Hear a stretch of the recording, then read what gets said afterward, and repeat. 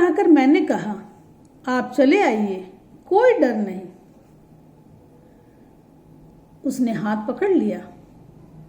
ऊपर आते ही मेरे कान में धीरे से उसने कहा, मेरे पति पागल बनाए जा रहे हैं, कुछ कुछ हैं भी, तनिक सावधान रहिएगा, नाव की बात है।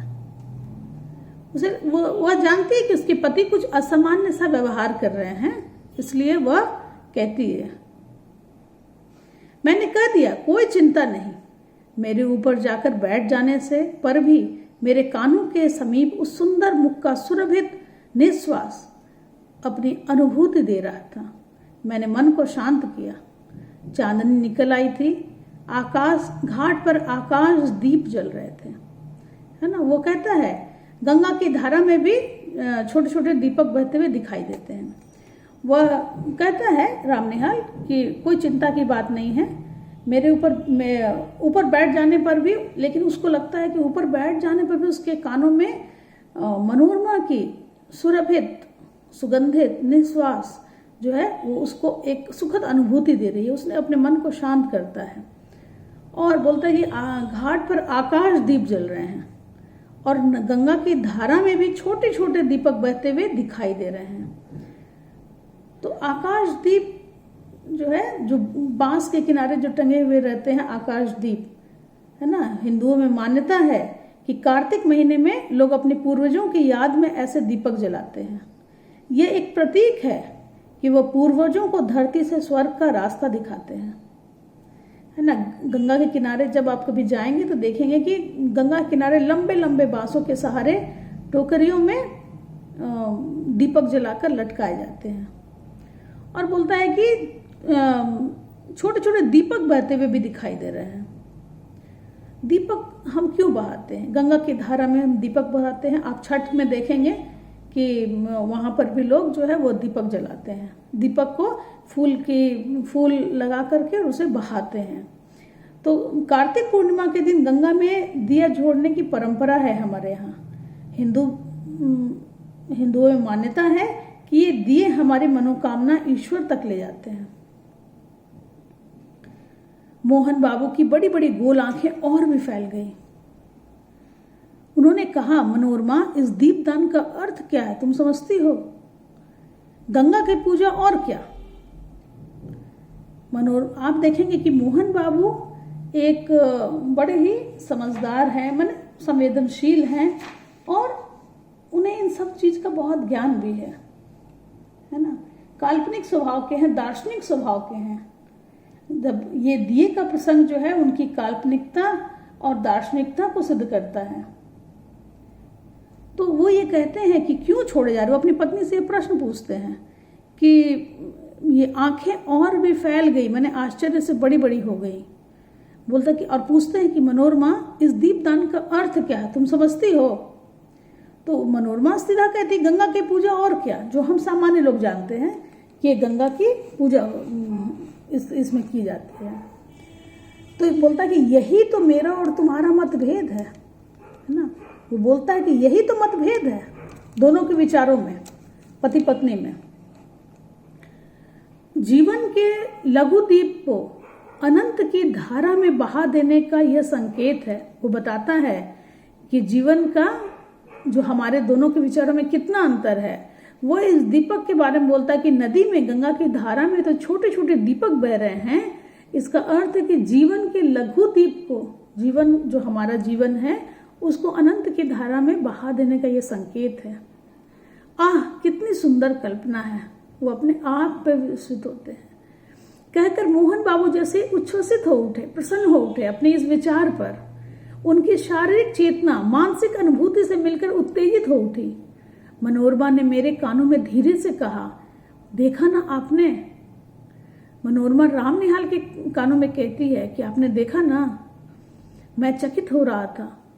बजरा पंचगंगा घाट के समीप पहुंच गया। यहाँ फिर एक पहले आपने क्या सुना, क्या सब देखा था? सबसे पहले दशाश्वमेध घाट की चर्चा थी, उसके बाद है मान मंदिर घाट, जहाँ के उन्होंने दशाश्वमेध घाट जो है रामनिहाल प्रतिदिन जाता है।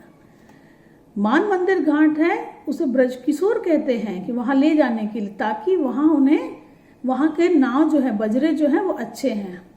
वहाँ से वो दशाश्वमेध घाट जाते हैं।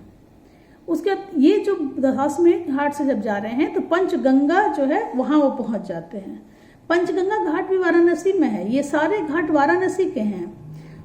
पंचगंगा ये संगम स्थल है 5 नदियों का, गंगा, यमुना, सरस्वती, किराना और धुतपाप नदी यहाँ मिलती है। 5 नदी मिलती है, इसलिए इसका नाम है पंचगंगा। पंचगंगा घाट के समीप पहुंच जाता है। तब हंसते हुए मनोरमा ने अपने पति से कहा, ये बांसों में जो टंगे हुए दीपक हैं उन्हें आप क्या कहेंगे? वो बोलता है, तब पूछती है कि आपने, मैंने उसको लगता है कि आपने तो ये बता दिया, तो अब जो बांस जो टंगे हुए हैं उनको आप क्या कहेंगे? तुरंत ही मोहन बाबू ने कहा, आकाश भी असीम है, जीवन दीप को उसी ओर ले जाने का यह संकेत है। आप देखेंगे कितनी उनमें दार्शनिकता है। आकाश असीम है, जिसका कोई और छोर नहीं है, और जीवन दीप को, जो टंगे हुए जो बांस के दीपक हैं, वो उसको उसी ओर ले जाने का संकेत है। और वास्तव में वो जो बांस में टंगे हुए, जो लिखा हुआ बांसों में जो टंगे हुए दीपक है, वो उसका क्या है, उसके बारे में मैंने आपको बताया कि गंगा किनारे लंबे लंबे बांसों के सहारे टोकरियों में दीपक जलाकर लटकाया जाता है। क्योंकि हमारी मान्यता है हिंदुओं में कि कार्तिक महीने में अपने पूर्वजों की याद में लोग ऐसे दीपक जलाते हैं। यह भी मानते हैं लोग कि लोग अपने पूर्वजों को धरती से स्वर्ग का रास्ता दिखाते हैं।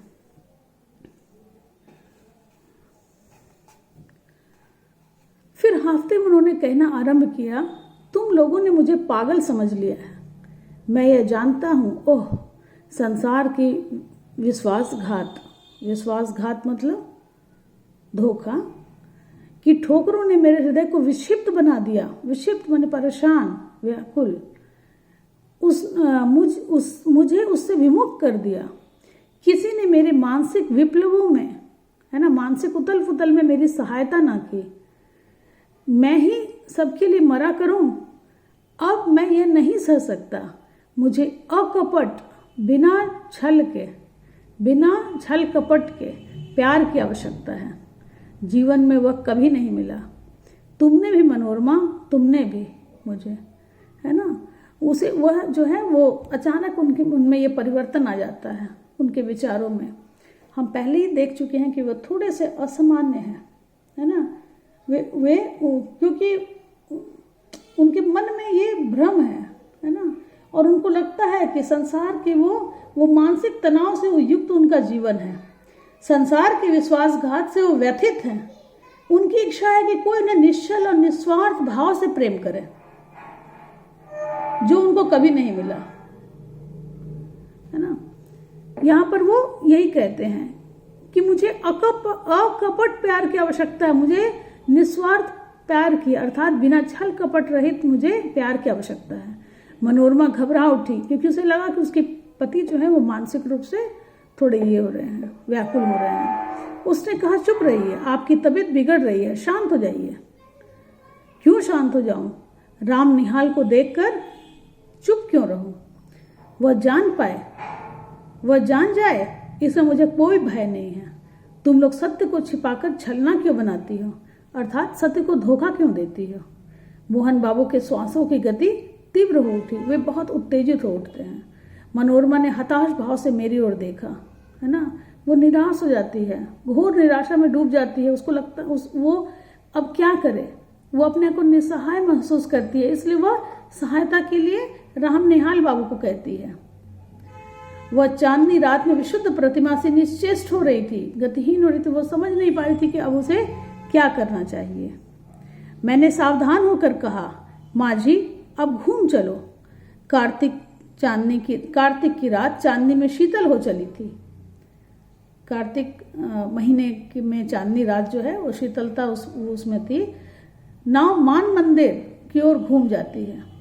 मैं मोहन बाबू के मनोविकार के संबंध में सोच रहा था। मनोविकार मतलब जो मन की असामान्यता है, उसके बारे में सोच रहा था। कुछ देर चुप रहने के बाद मोहन बाबू फिर अपने आप कहने लगे, ब्रज किशोर को मैं पहचानता हूँ। मनोरमा, उसने तुम्हारे साथ मिलकर जो षड्यंत्र रचा, मुझे पागल बना देने का जो उपाय हो रहा है, उसे मैं समझ रहा हूँ, है ना। अब वो अपने मन की बातों को यही कहता है, क्योंकि उसे भ्रम है, मोहन बाबू को यह भ्रम है कि उनकी पत्नी जो है वो ब्रज किशोर, जो उनका निकट संबंधी, उससे मिला हुआ है। और ब्रज किशोर के बारे में वो जानता है कि वो उसे पागल सिद्ध करना चाहते हैं और उनकी संपत्ति का प्रबंधक बनना चाहते हैं। और उन्हें यह भ्रम है कि उनकी पत्नी मनोरमा स्वयं इस षड्यंत्र में शामिल है, लेकिन मनोरमा निर्दोष है। वह ब्रज किशोर से अपने पति को सुरक्षित ही रखना चाहती है, लेकिन मोहन बाबू के मन में यह संदेह है। इसलिए वो यहाँ बोलती है कि ब्रज किशोर को मैं पहचानता हूं, उसने तुम्हारे साथ मिलकर जो षड्यंत्र रचा है। कौन सा षड्यंत्र?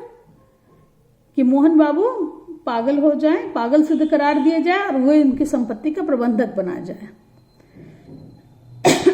ओह, आप चुप न रहेंगे? मैं कहती हूं, यह व्यर्थ का संदेह आप मन से निकाल दीजिए, या मेरे लिए संख्या मंगा दीजिए, छुट्टी हो। हाँ, अर्थात संख्या मतलब विष। वो सोचती है कि अगर ऐसी स्थिति है, आपको मेरे मन पर इतना संदेह है, तो आप मेरे लिए एक जहर ही मंगा दे। संख्या एक प्रकार का जहर होता है जिसको खाने से व्यक्ति की मृत्यु हो जाती है। तो वो यही कहता है, वो यही कहती है कि ठीक, अगर आपको ऐसा लग रहा है तो आप मेरे लिए जहर ही मंगा दे, मैं मर जाऊंगी। स्वस्थ होकर मोहन बाबू कहने लगे। स्वस्थ होकर अर्थात थोड़ी सी वो उन्होंने तो बहुत बातें वे बहुत सारी बातें कह चुकते हैं, लेकिन जब थोड़ा सा स्वस्थ होते हैं तो उन्हें लगता है कि उन्होंने अनावश्यक रूप से मनोरमा को बहुत बोल दिया, है ना। इसलिए वो थोड़े स्वस्थ होकर के फिर अपने कोमल आवाज में ही कहते हैं कि तुम्हारा अपमान होता है, सबके सामने मुझे ये बातें नहीं कहनी चाहिए थी, यह मेरा अपराध है, मुझे क्षमा करो मनोरमा।